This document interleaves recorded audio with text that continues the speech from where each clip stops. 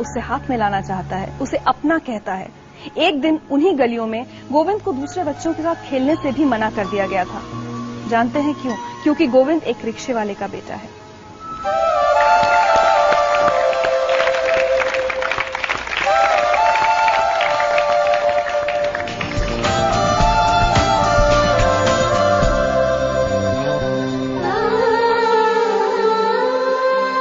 गोविंद, वो दिन जब आप छोटे थे और आपको गली के दूसरे बच्चों के साथ खेलने से मना कर दिया गया था, आज भी याद है आपको वो दिन? शायद वो मेरी जिंदगी का सबसे टर्निंग पॉइंट साबित हुआ था।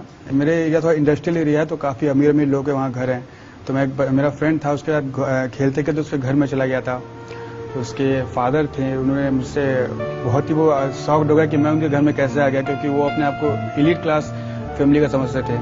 तो उन्होंने मुझे घर से बाहर निकालते हुए कहा कि तुम्हारे जैसे परिवार के लड़कों को हमारे घर में आने की हिम्मत कैसे हुई। वो बात मुझे कई दिन तक समझ में नहीं आई, क्योंकि फिर मैंने अपने एक वरिष्ठ व्यक्ति से जो तैयारी कर रहे थे, एजुकेशन में काफी अच्छे थे, उनसे पूछा कि उन्होंने ये बात क्यों कहा। तो उन्होंने कहा कि तुम्हारे जो सामाजिक बैकग्राउंड है, तुम्हारे जो परिवार के बैकग्राउंड है, उसकी वजह से उन्होंने ऐसा कहा।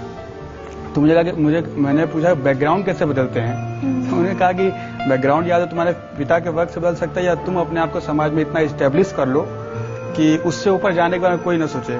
तो मैंने उनसे पूछा कि इस देश में ऐसी क्या चीज है जो मैं कर लूं तो शायद उससे ऊपर सर्विस में जाने में कोई नहीं बता सकता। तो तैयारी में थे, उन्होंने बताया कि अगर तुम आईएएस बन जाओ, मजाक में ही उन्होंने बोला था, अगर तुम आईएएस बन जाओ तो इस देश में उससे ऊपर की जॉब कोई भी नहीं है। तो उसी दिन से मैंने सोचा था कि अच्छा मैं आईएएस ही बनूंगा, और उसका प्रतिफल था कि मैंने यूपीएससी की परीक्षा पहले ही प्रयास में निकाल ली थी। मतलब 6th स्टैंडर्ड आप बता रहे हैं, तो शायद 12-13 साल की उम्र रही होगी आपकी। बिल्कुल। उस उम्र में आपको ये बात इतनी चुभ गई थी कि आप कहते हैं कि उसने आपकी जिंदगी की दिशा बदल दी थी?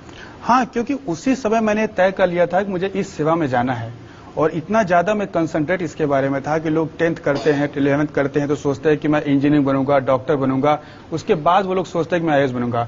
मैंने उसी समय सोच लिया था कि मैं आईएएस बनूंगा। घर के हालात कैसे थे? हालात खराब थे, लेकिन हम कंपेयर कभी नहीं करते थे ये हालात अच्छे क्या होते हैं, कि जिसके घर खर्चा पर डे 1000 वही अच्छा है, ऐसी कोई बात नहीं थी। लेकिन हाँ, प्रॉब्लम्स बहुत आती थी, खास करके कि हम लोग एक ही रूम में रहते थे, 5 लोग थे एक ही रूम में, मतलब खाना बनाना सभी काम एक ही रूम में होता था। तो माहौल बहुत ज्यादा टिपिकल था, जिसकी वजह से प्रॉब्लम काफी आती थी। दूसरे बच्चों को देखकर कॉम्प्लेक्स भी होता था कि मैं इन जैसा क्यों नहीं हूँ, या मेरे पास इतनी फैसिलिटीज क्यों नहीं है? होता था कभी कभी। कोई बच्चे का मन जो 7th 8th में पढ़ता है, उसके मन में आ ही सकता है कि मेरे पास अच्छे कपड़े हों, जो हमें साल भर में एक बार मिलते थे होली पर। कई लड़कों को हर साल 3, 4, 5 तक मिलते थे। तो होता था, लेकिन छोटी छोटी बातें ही तो ज्यादा पिंच करती थी कि मुझे आगे और बढ़ना है, और पढ़ना है, और पढ़ना है। जो वो मैंने 6th स्टैंडर्ड में सोचा था उसे पूरा करना है, वो ज्यादा हेल्पफुल हुई गई। तो और जब आप बहुत पढ़ने की कोशिश करते थे तो अड़ोस पड़ोस वाले आपको काफी डिस्करेज भी करते थे, कुछ उल्टा सीधा भी बोलते थे? बहुत ज्यादा, थोड़ा तो नहीं कर सकता, बहुत ज्यादा करते थे। क्योंकि मेरी सिस्टर ममता जी, जिन्होंने पढ़ाई की नींव रखी घर में, लोग बहुत उन पर पिंच करते थे कि तुम्हें तो बर्तन धोना चाहिए दूसरे घर में जाकर, तुम पढ़ने के बारे में कैसे सोच सकती हो। हमें भी सोशल काफी लोग डिस्करेज करते थे कि पढ़ लिख के ज्यादा क्या होगा, एक रिक्शा या 2 रिक्शा रख लोगे, तुम भी चलाओगे, दूसरे से चलवाओगे। गुस्सा नहीं आता था गोविंद? आता था, लेकिन कर क्या सकते थे। या तो हम उसको उसी में निकालते लड़कर और अपनी स्थिति को वीक करते, या उसी एनर्जी को बचा कर रखे तो एग्जाम में लगाते।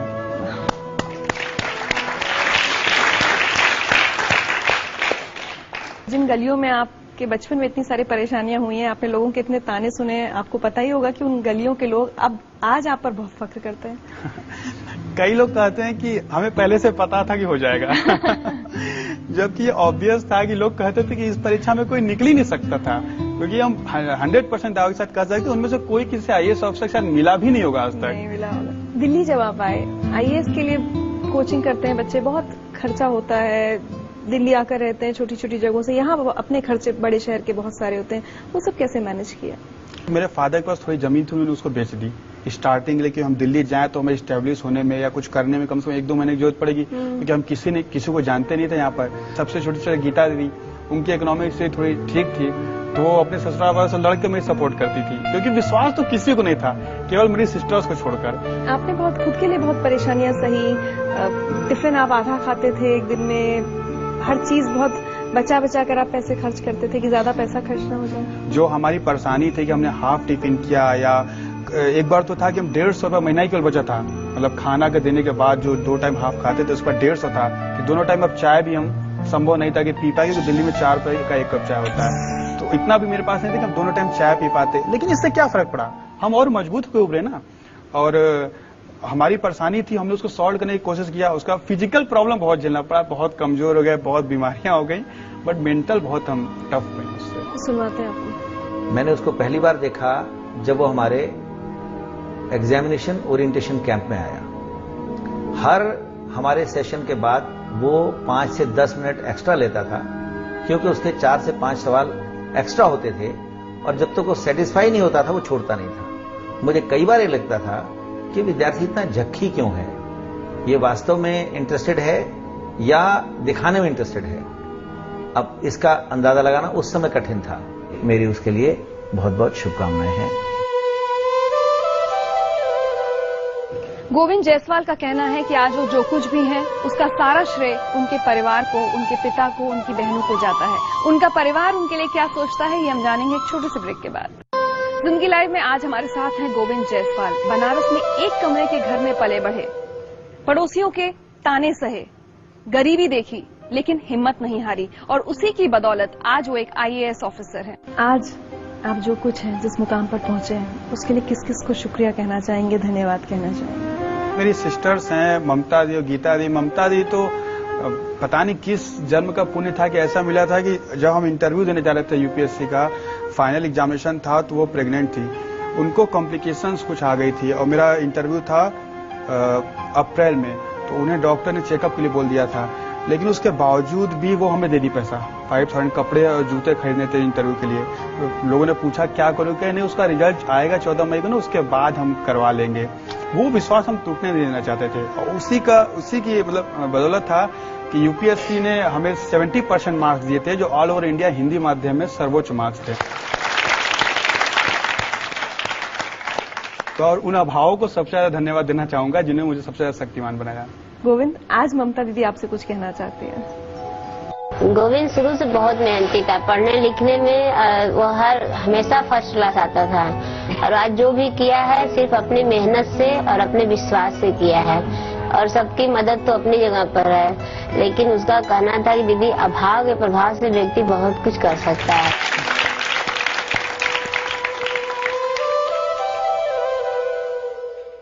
बहुत सी ऐसी बातें होंगी जिन्हें याद करके आज भी आंखों में आंसू आ जाते हैं।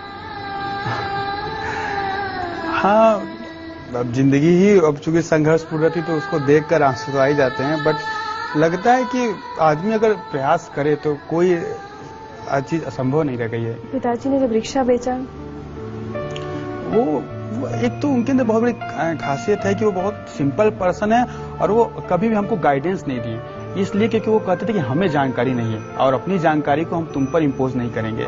तो कहते जितना हमसे मैक्सिमम हो पाएगा, क्योंकि उनको तो 4 साल से पैर में सेप्टिक हो गया था, तो वो चल नहीं पाते, तो उनके पास 3-4 रिक्शा थे जिसके बल पर वो किराए पर दे देते थे। लेकिन कभी कभी एक साथ में पैसे की जरूरत पड़ जाती थी, तो उन्होंने कहा कि क्या हुआ, जो चीज है तुम्हारे लिए तो है, चाहे किसी के पास 2 लाख 4 लाख रहता है, हमारे पास 2-3 रिक्शा है, वो तुम्हारा ही है, तो उसको भेज देते हैं।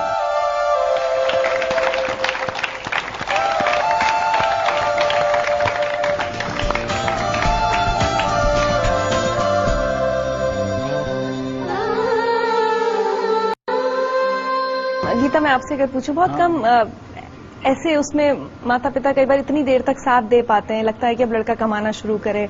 आप लोगों को कभी लगा कि आपके पिता ने बहुत ज्यादा साथ दिया आप लोगों का? हाँ, मतलब साथ तो बहुत दिए, क्योंकि इनकी वो जो कैपेसिटी किसी तरह थी नहीं, फिर भी अंदर से कभी कभी इनका मनोबल टूट जाता था, तो हम लोग सपोर्ट करते थे कि नहीं, मतलब एक चांस तो देना ही चाहिए। आप बहुत होशियार थे, आपने बहुत मेहनत की थी, तबियत अपनी खराब कर ली थी, सब कुछ किया था, लेकिन आज भी ये ख्याल आकर रूह कांपती होगी कि अगर सिलेक्शन नहीं होता तो उस दिन क्या होता। 14 मई को आपका रिजल्ट आया। सच पूछे तो हम इसका आंसर दे रहे हैं, गोविंद का तो कुछ होता नहीं, लेकिन न जाने कितने लोग मर गए होते, मर जाते, सही बता रहे हैं।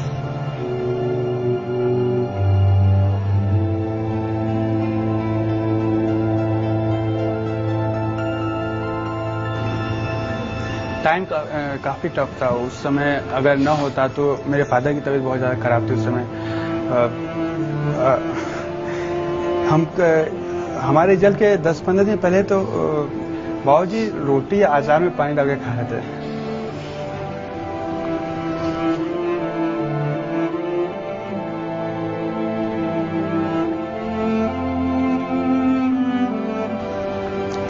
तो ऐसे सोचे कभी नहीं, बट न होता तो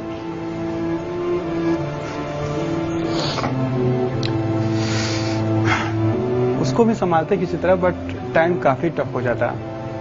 उतना झेलने की क्षमता थी कि नहीं। हम तो ना सोच के तो हम सोचते पैरालाइज हो जाता हमको, केवल हम नहीं सोचे, इसलिए हमेशा सोचते थे होगा होगा, क्योंकि हमको निश्चित हम ना सोच के ही हमको अटैक आया था। इसीलिए कहे ना, शादी के 6 साल बाद हम खुश हुए जब ये सिलेक्शन हुआ। शादी के 6 साल तक हम आग में झुलसे हैं। सब मेरे साथ मौजूद होते हुए लगे कि हम एकदम अभाव में हैं। जब मेरा भाई 5 रुपए की चाय नहीं पी सकता तो हम अपने घर में चाय पी सकते थे। सुबह हो इसके नाम से, रात हो इसके नाम से। सब अभाव एक साथ फिर आ जाए, इन लोग रहें, हम इन लोग को चूज कर लेंगे, उस अभाव को भी साथ ले लेंगे, लेकिन इन लोग को हम नहीं छोड़ सकते। इन लोग से हमारे इसमें बहुत है। और गोविंद, मैं आपको बताऊं, जिंदगी लाइव आपसे आज क्या चाहता है। हम चाहते हैं कि आप अपनी कहानी लिखें, वो सब कुछ लिखें जो आपने देखा है, आपने सहा है, और ऐसी कहानी लिखें जिससे देश के ढेर सारे बच्चे जिन्हें बहुत सारी चीजें नहीं, बहुत सारे सुख नहीं मिल पाते हैं, वो आपसे सीख ले सकें। और इसके लिए हम आपके लिए एक छोटा सा तोहफा लाए।